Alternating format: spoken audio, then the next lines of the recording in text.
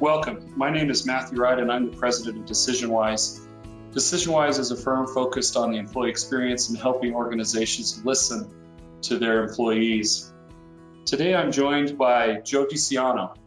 Joe is an organizational development professional with UPMC, University of Pittsburgh Medical Center, where he oversees UPMC's employee engagement efforts and other talent initiatives. Joe holds a PhD in leadership and has been working on a new book entitled Caring Leadership. He's preparing to release that in the coming months, and he was kind enough to give me a sneak peek at his manuscript. I loved it, and I was really impressed by what I read, and so I asked him to come on and visit with us and to share with our community his thoughts on caring leadership and to give us a preview. Anyway, welcome, Joe. Thanks for coming on. Yeah, thanks a lot, Matt. Happy to be here and happy to talk about caring leadership and the upcoming book. Tell me about your journey. How did you arrive at this point where you decided you wanted to put your thoughts to paper and publish something like this? So I think it was just my own experience and observations that sparked my desire to focus on caring and compassionate as viable and practical leadership tools. I'll use the two, caring and compassion, interchangeably, because really the act of caring and how that's received is how I define compassion.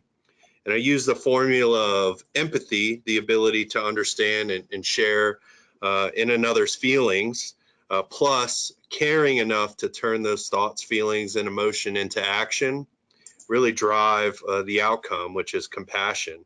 And it's what you feel and others feel when you care enough to act on your empathy. Empathy alone isn't enough. Saying that you feel a certain way or you can empathize with somebody isn't enough in the leadership world. I think there's a greater opportunity to close that gap and to help leaders understand how to turn that empathy into action. As you reflect on your career path, who were the people that you interacted with that sort of formed the basis of what you talk about and what you teach? There's been several leaders throughout my life that have helped mold my thoughts on the power of caring in leadership practice. I find leadership inspiration in almost everything I do and everywhere I go. And one example that's very real for me and hits close to home is with my father. So he's been a huge inspiration in this space for me, and he worked in the construction industry my entire life. It's not an easy industry to be a caring leader in. The work is incredibly hard, and the culture on many of these job sites doesn't exactly reward caring behaviors. But in spite of this, my father was able to build some incredibly powerful relationships through many of the principles in my book.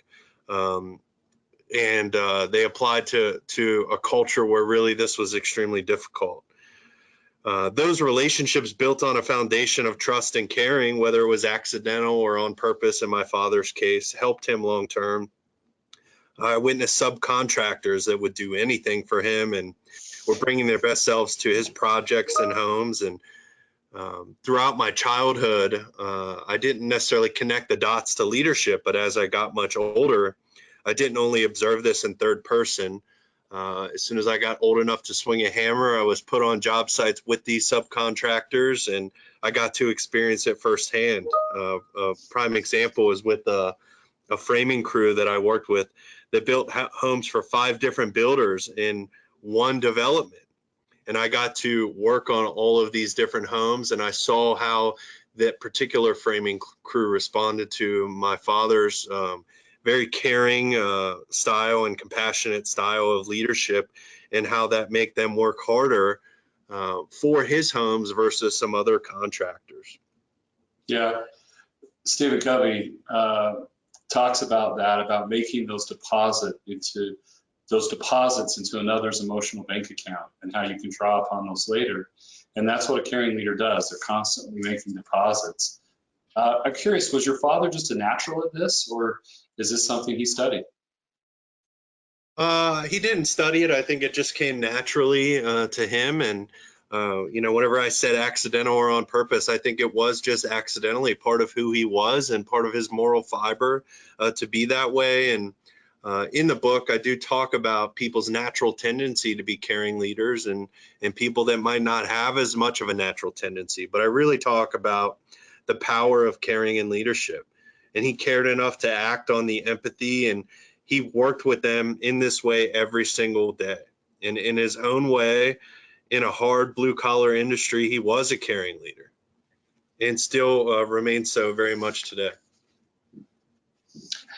Now that you've taken the time to define your thoughts and put it down into paper, tell me what's the technical, if I had to have an executive summary of what a caring leader is about, what is that? How have you kind of coalesced everything into a kind of a concept? Describe for me the executive summary, if you will. Yeah, just define it as an individual's ability to show that they care for and about others in the workplace so that they in turn will be better leaders executing the principles of caring leadership day in and day out and allow their staff to bring their best selves to work as well. I'm curious, Joe, it seems, and we've talked about this before, it's interesting because this seems sort of self-evident. It's sort of like, oh yeah, we should be caring, we should be empathetic. And yet leaders, they'll spend a lot of time on models and complex theories of leadership, and they almost gloss over these kind of foundational, fundamental principles. What's your response to those people who sort of look past, if you will, these core values? How do you remind them of the importance of caring leadership? I just think it's reminding them of the small things and the little things that can go a long way in making people feel cared about. And sure, these complex leadership theories and these leadership practices are proven, and there's a lot of books and research out there on them. But these are things that are so simple that any leader in any industry at any level in the organization can do on a daily basis that can show their staff and even the staff below them that they care, and it can show up in a way that is compassionate, so that if we were to go around and ask all those staff members, do your leaders care about you? Does your organization care about you? And know that it transcends beyond that. And it's just so simple and so easy to do, knowing that everybody is so incredibly busy in today's world. There seems to be a gap of practical things that take just seconds out of your day to do that can have such a large impact. Yeah. Give me an example of one of those simple things that have a big impact off the top of your head. Yeah, so at the very beginning, whenever I introduce the concept in the book, I just talk about a few basic principles that you can do as a leader and just how you're showing up and how you're exuding a positive attitude. And one of the experiments that I talk about briefly in the book is just interacting with people just in passing. When you pass them in the hallway and you say, hey, how's it going? Or how are you doing? Actually meaning to hear the answer to that question and not just in passing say, hey, how's it going? Oh, things are going good, or things are going well, but actually diving a little bit deeper into that and caring about the responses. On that one, I've seen leaders attempt to sort of walk the floor, and their attempt to sort of, it kind of feels like it's staged. You do have to have sort of a natural, you really have to care and want to understand who these people are. If it's just a checklist, that kind of can come through a bit, don't you think?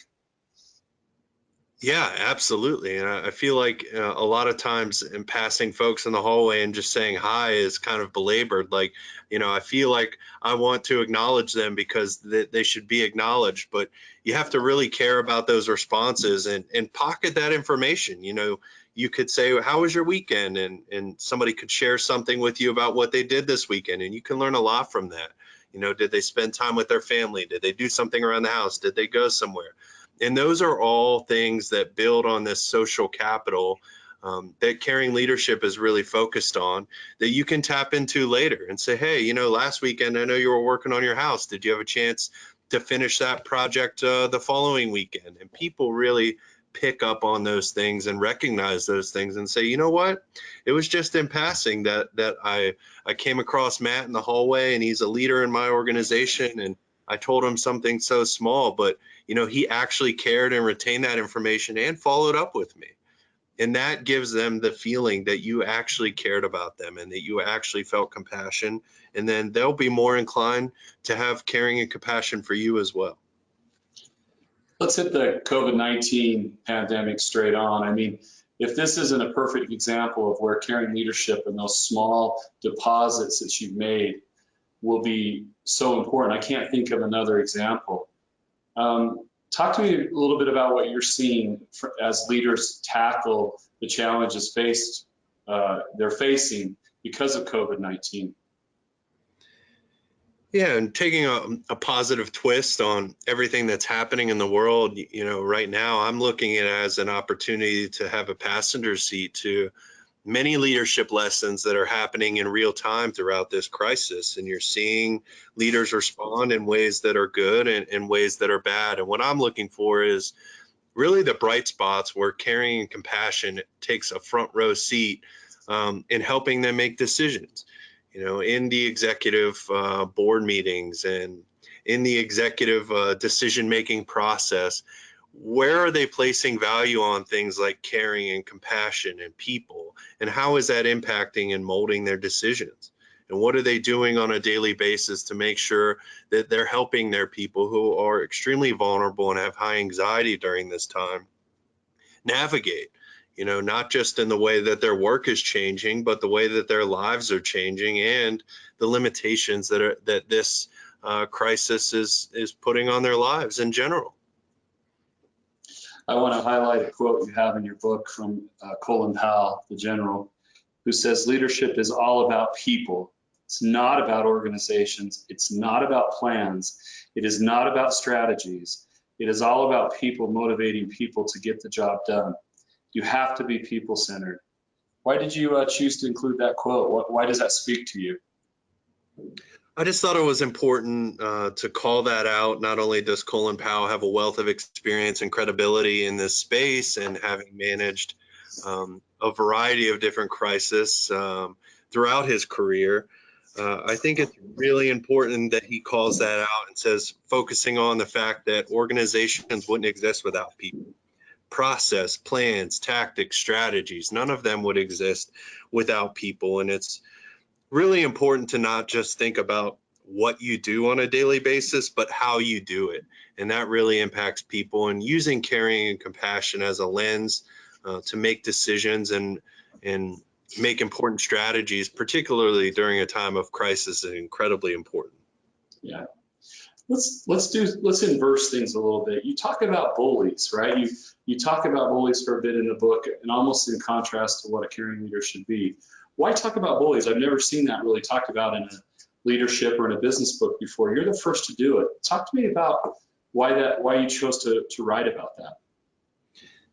Yeah, the whole concept of bullying is something that really hits home for me, going back to my childhood and thinking about either one, being bullied, or helping protect others who were being bullied. And I was always somebody that kind of broke the mold in that way and tried to play the role of protector. And that's manifested itself in a variety of ways throughout my life, whether it was my time in the military or way back to whenever I was a child. But I do compare bad leaders or leaders that are not making people-centric decisions to bullies, and even go as far as to define a bully as a person who uses strength or power to harm or intimidate those that are weaker. And if you think about the fact that you may spend more time with your boss or with leaders in your organization than your family sometimes, this gives them a lot of power to impact your life, wellness, happiness, and the overall employee experience. And, I believe the science of leadership in the future can't be defined by taking advantage of your role as a leader and acting as a bully. It should be defined by the ability to sustain that and maximize the potential of individuals in your team. And that can't be accomplished without caring leadership, which, I believe is the antecedent requirement for so many other great things in the leadership space. Yeah, I think you're so right. I mean, bullies, as you kind of indicated, it's using power for their own benefit. You see people as expendable, and instead of seeing them as people, you start to see them as objects. And I liked your point. It's an excellent chapter in the book, by the way, and I think readers will be interested where you kind of touch on it. This we could spend a whole podcast on this thing that I call the virtuous cycle, but it's where you talk about how if you care about people, they'll care about you, and then that just reinforces itself and builds kind of a core strength that's the foundation to the relationship, whether in business or in our personal lives. And I wondered why we don't see more of that. Why are managers so task oriented that they forget to invest in their people and invest in them, in this notion of caring? Why do we get lazy, Joe? Yeah, so you're exactly right about caring and being reciprocal, and think about people you care for and about how much they return the favor because they know that you care. And it's a trap to fall into the concept of caring as a leader and think that it takes more time to be a caring leader. It doesn't necessarily take more time to do small things that can help others show that you care. But a lot of leaders that I talk to on this topic, there's that misconception that when I ask, why weren't you practicing more caring leadership principles, or why didn't you do this in a more caring and compassionate way? And I'll get the blank stare and then just kind of well, I didn't have time for that. And I just try to remind them that, caring is an incredibly powerful tool, and it doesn't necessarily take more time to add caring and compassion to your leadership style. And if it does take more time up front, then it saves you time on the back end. And there's so many other benefits to caring other than the fact that it's reciprocal in nature. It's 100% free. It costs you absolutely nothing as a leader to utilize caring and compassion as leadership. And the other thing is you cannot fake it. I think we've all been in situations and scenarios where we felt like leaders were trying to fake the concept of caring, and people can sniff out that insincerity. Intention is not enough, and empathy is not enough. Caring is about taking that empathy into action, which leads to compassion. That doesn't mean that it takes more time. It's more sustainable in the long term, and there are small strategies that you can do as a leader on a daily basis that can be perceived by your staff and employees as being caring and compassionate. Yeah, I really appreciate the reminder to be honest and authentic in this process, because what you're suggesting, and I got this theme out of the book, was you take care of those things, but you have to really know them, right? You have to have really come to understand that person, and then that caring will take over, and that will lead to success. It's funny, you were talking about I got busy and I forgot to do these things. It's like, never let that which is urgent overshadow that's important, right? The things that matter most still matter most. Even if there's a laundry list of 100 things to get done, you have to always address those things that matter most. Joe, let me ask this question to you. You link caring and coaching together. Now, talk to me about coaching in the workplace and how you define coaching from a leader to someone else. What's your role, what's your view, I should say, of coaching in the workplace? Yeah, I just think this concept of wearing the hat as coach is an incredibly impactful piece in the concept of caring. It's people's natural inclination to want to be better and to want to grow. And in order for them to improve and grow, they need their leaders to be effective coaches. Does this mean that everyone needs to be a licensed coach? Absolutely not. And many leaders will need significant practice to be good at coaching their employees. But when leaders utilize caring to act on empathy of knowing people and their need to grow and their need to be better, then they send some very positive messages to their staff. And in the book, I list a couple of what these messages would be. And whenever I talk with staff who have leaders who are caring leaders and who utilize those principles as coaches, they can definitively say a few things. My leader cares about me enough to spend time discussing things that benefit me and doesn't just come and talk to me whenever they need me to do something or they want to delegate a task. My leader actively listens to things that matter to me and my career and even my life plans. My leader cares about my opinions. My leader doesn't just wait for me to volunteer my opinions, but will actively ask my opinions. This is what helps them transcend to not just be a manager, where your leader cares about your collective well-being and your impact of this organization. And to touch on what you said earlier, we're not just robots typing away or making widgets and reading scripts. You're a leader that values dialogue, and utilizing coaching principles is what facilitates that dialogue and really brings home the concept that you care and are a caring. Yeah, Joe, I want to share with you a personal experience. Early on in my career, I was so focused on just getting through things, getting my work done and going home. It was sort of like I didn't ever want to invest in the relationship side. I just wanted to do my job and get out of there. And I had a leader pull me aside and coach me and said, if you rush out the door and you don't spend time just waiting for those key moments to happen, you're not going to be successful, because it's in those moments where you linger that sometimes the magic happens. And I'm not saying you have to linger over drinks every night with your team, but linger enough, in the conversations when, like you said, when you talk to them. For example, I really like that. When a leader cares enough about me to spend time discussing things that benefit me. That was good advice for me. In fact, almost career changing in a way. And I still have to work on it, because sometimes I get so focused, but I have experienced your lessons firsthand. I was glad to have a leader coach me, and number two, about the importance of not being in a hurry. Sometimes we're in just a hurry. Do you find that? And how do you help your leaders overcome that urge just to hurry through things?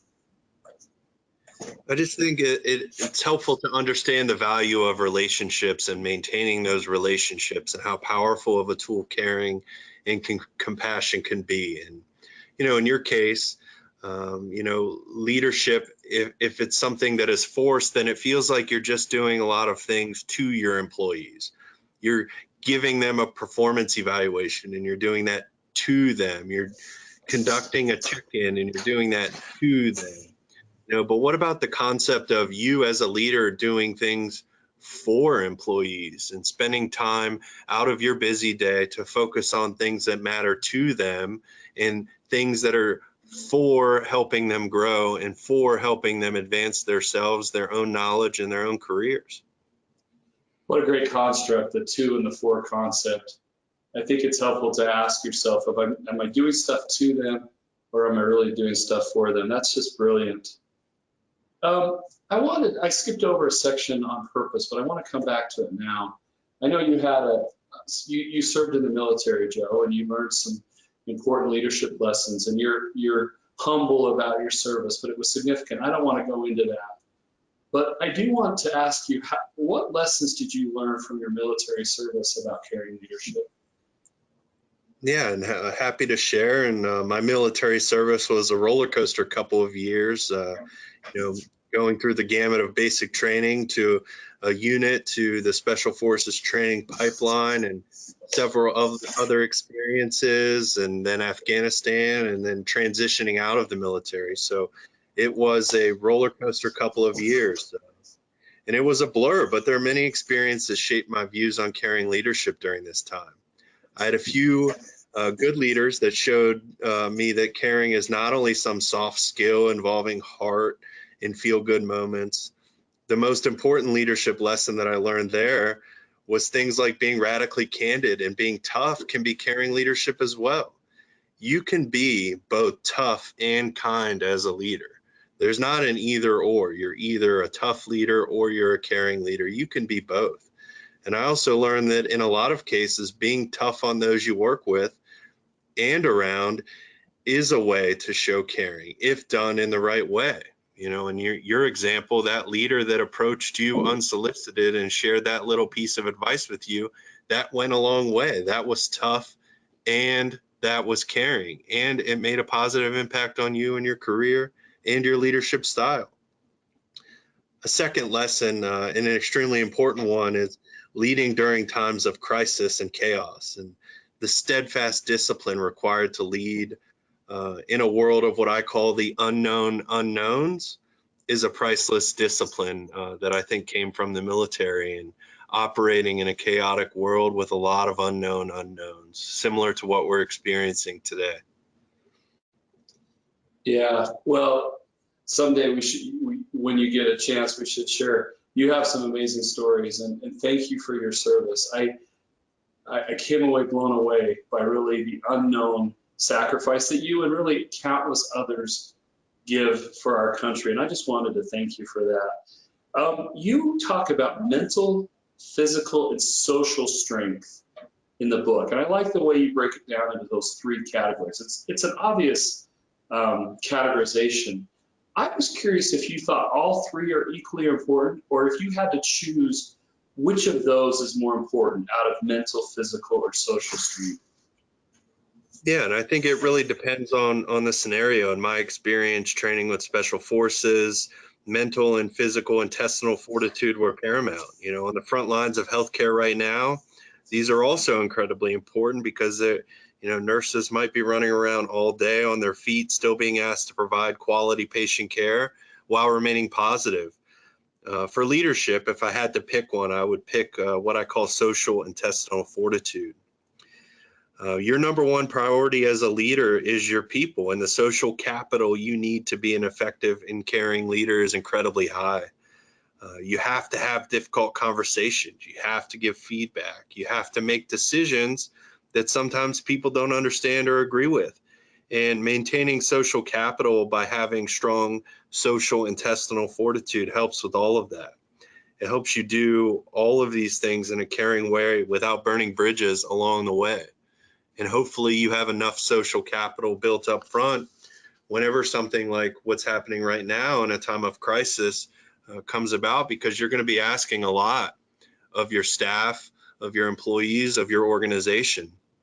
And that social capital, if built up, can go a really long way in helping them grow through change and grow through the crisis, as opposed to get bogged down by that or be burdened by that, or even break apart as a result of that. Fascinating. I honestly didn't know which one you were going to say because you touched on all three of them, but I can see your point. It was, I think, observed of Abraham Lincoln that was his skill, his ability to maintain emotional equilibrium in times of crisis, and to have that social awareness was critical to his leadership style. Joe, what do you say to leaders that say, well, this is great. It's a good conversation. I've enjoyed listening to your thoughts.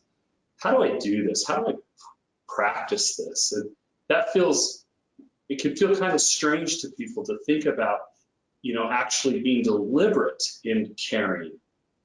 You got any tips for people who want to kind of make this a part of their leadership style? Yeah, absolutely. And the book is chock full of strategies. After each chapter, I go into detail with 3 to 5 different strategies and little tips and things that they can do to be a caring leader. I just think the biggest part up front is to make a commitment to take 5 seconds or 2 seconds in between tasks and in between meetings with employees and in between things that are happening on a daily basis that might distract you from the ability to be a caring leader, and just take 2 seconds to think about, how can I do this in a caring and compassionate way? How might this be perceived? And, there's a famous quote by Viktor Frankl out there that says, between stimulus and response, there's a space. And that space is our power to choose our response. In our response lies our growth and our freedom. And I think that space in between stimulus and response is an opportunity for you to pause for 2 seconds, 5 seconds, however long it takes, and just think through what you're about to say and do, and make sure that you're doing it in a caring and compassionate way, knowing that there's people on the other end of this that are receiving this, and that's your task as a leader, to shoulder that responsibility and take that extra pause to make sure that you're building and sustaining caring and compassionate leadership practices. Yeah, that quote by Viktor Frankl is so empowering, to think that we really aren't slaves to the stimuli that we encounter, that we have the power to choose. And I love the sentiment. One thing I wanted to kind of conclude on are the competencies of a caring leader. Shows courage, advances engagement, reinforces trust, and effectively communicates. You obviously spend time on each of those competencies, but just talk to me a little bit about your thoughts on, I really want to focus on the courage, because I think that's really important right now. Why is showing courage such a core element of caring leadership? Yeah, I think it's a core element, and the reason why that was the first competency that I focused on is because there will be many times in your practice of caring leadership that you're going to need to have courage. You will need to display courage to your peers and other leaders that utilize fear or other primary motivators, and they don't prioritize caring as a fundamental framework in their own leadership practice. A lot of leaders that I've spoken with about the concepts of caring leadership and asking them, why have you not done more of this? And why have you not been more caring and compassionate as a leader? And they've shared with me stories about how their peers have said, well, that's coming off as too soft, or you're being too soft, or, that's something for fireside chats where we can be, happy, and that's not something for work. Caring and compassionate are things that happen outside of work with your families, and not something that happens in the workplace. And I would argue that it can be extremely effective if it happens in the workplace. So you'll need to have the courage to be both tough and caring and face those critics. You'll need to have the courage to have the difficult conversation, to make difficult choices, while understanding that these are still people that you're dealing with, and you can't take the people out of the equation. I think that's a good note to end on, and it really summarizes your main point, that you can be a tough leader and a caring leader at the same time. I think the takeaway that I got from today's conversation was that's what sunk deep with me, was that notion. And Joe, you're an example of that. You're a big, strong, warrior spirit kind of guy. And here you are, the thesis, your kind of life's work is about caring. Joe, Okay. in the book, in the manuscript, you talk a little bit about what you call them the 5 success delusions. Talk to us about what those are, and how those delusions keep us from progressing as leaders. Yeah, happy to. So I just bucketed, as a barrier to caring leadership, a few of what I call success delusions, which are things that get in the way of people that have been successful. And if they took a second to reflect upon those, then they could learn from those delusions. The first is, I was successful because I am the best at what I do. The second is, I was successful on my own because I am so awesome. The third is, my success is a win for everyone. The fourth is, luck played no factor in my success. And the last one is, I've learned the secret to success, and I no longer need to read, learn, and develop because I'm so successful. I really love these 5 buckets, and this resonates with audiences that I've shared with in the past. And being successful can pump up that ego. And I created this list to help individuals I coach understand when and how they are letting ego get in the way of being a great caring leader. The last one is my favorite, just because leadership is not some concrete thing that you learn. It's not like riding a bike where you learn it as a child and you can pick up a bike after a decade of not riding and still make it move and still make it work.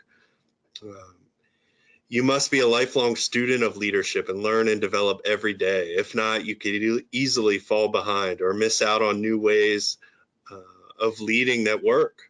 A colleague of mine has his own 5 leadership lessons as part of his talk track. And one of those is that when it comes to leadership, nothing works. So you better have a heck of a lot of things to try. And there are no leadership experts, just leadership students and practitioners. And I think leaders would be mindful to remind themselves of these 5 success delusions and make sure that they're not saying those within their own subconscious. Otherwise, that could be problematic to showing up as a caring and compassionate leader. Joe, these delusions to success remind me of a takeaway that I had from the book. And what that was is, this is not a book about tell me what I should do. It's a guide to what I should become, right? Instead of just tell me all the laundry list of things that I can check off and confirm I'm doing so that I can feel good about it. This book challenges you to become something. And that's the difference, I think, between your approach and others, is you're asking us to become caring leaders. Are there any last thoughts you want to give to those that are listening, or any last tips that you have for them before we conclude today? No, I just think it's important to think about the concepts of caring and leadership, and rewind the tape on what you've done today, or what you've done in the past week or the past 2 weeks, or even throughout this entire crisis that we're experiencing right now. And if you do rewind that tape, how many opportunities did you have to exercise caring and compassionate leadership in your decision making, or with your staff, or how you communicated, or when you communicated? And just reflect on that. And just, a lot of retired executives that I interviewed talked about that as being one of their biggest regrets. I didn't care enough, or I didn't show enough compassion, or I didn't tell people enough how much they really meant to me throughout my career. And that was very interesting to me to have several executives reflect on that. And whenever they rewound the tape and took a look at their actions and their leadership throughout the course of their career, that was one of the things that really stuck out to them, and they wish they had done more. Joe, thank you. How will people reach you? Is it LinkedIn?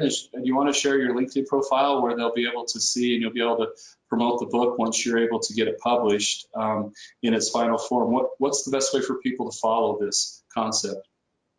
Yeah, I think LinkedIn, I'm always doing posts about caring leadership and how that's applying with what's happening in the world. And hopefully I can get the book off the ground in the next couple of months, and everyone can read a copy. And I love to hear everyone's thoughts and see what's happening whenever a lot of these practical recommendations that I share in the book are actually being utilized on a large scale.